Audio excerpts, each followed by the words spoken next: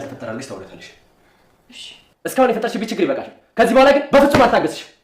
እሺ በቃ አቤል ምንም አልልም፣ አትጩህብኝ። እሺ በቃ ይዤው። እሺ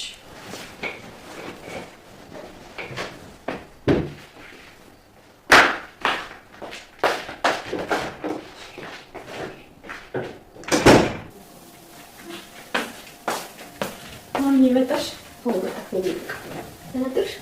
እንዴት አለሽ? ደህና ነኝ ማሚ። ምን ነው የኔ ርብቃ አልተሻለሽም እንዴ? ፊትሽ እኮ ትክክል አይደለም።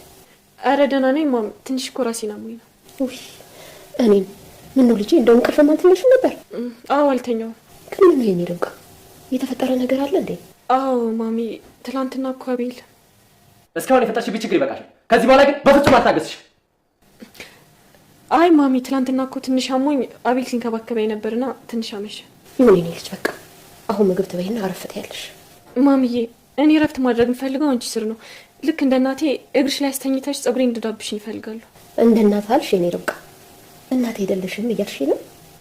አረ ማሚዬ በፍጹም እንደዛ አይደለም። አንቺ እኮ ከእናትም በላይ ነሽ።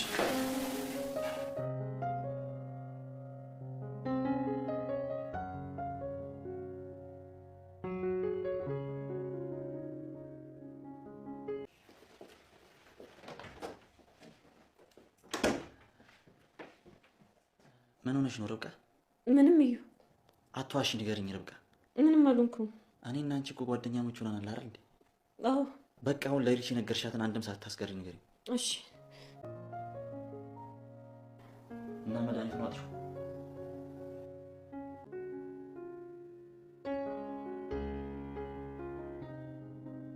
እንኖረዋለን፣ ግን ይህን ህይወት ለመኖር የሆነ ተአምር ተፈጥሮ ወረቀቱ በእጃችን መግባት አለበት።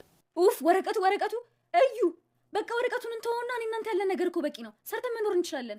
ማለት እየቀለድሽ ነው? የምሬን ነው። ምን ማለት ነው? ቆይ አንቺ ማውራ አይገባሽም እንዴ? ምኑ ነው የማይገባኝ? እዩ ይሄ ወረቀት ግንኙነት የተመሰረተው በዚህ ወረቀት ነው። ወረቀቱን አጣኑ ማለት የኔና አንቺ ግንኙነት ያበቃለታል። እሺ በቃ እናገኘዋለን። ተረጋጋ። ርብቃ በስካር መንፈስ ከአቤል አስገድዶ መድፈር ደረሰባት። አቤልም ከእንቅልፉ ሲነቃ መቼም ያሰብኩት ነገር ተፈጽሟል እንዳትዪ ይላል። እና ሰብ ከአቤል ትላለች ርብቃ። አብረን አድረናል እንዳትዪ። አብረን አድረናል። እሺ ቃል ብሎ አቤል አፏን ያፈናታል ርብቃን። ርብቃም ከዚህ በላይ አልችልም ብላ ትጮኻለች በጣም።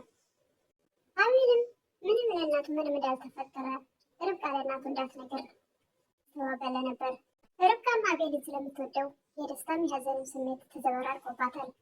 ሰላም ጤና ይስጥልኝ ውድና የተከበራችሁ በመላው ዓለም ያላችሁ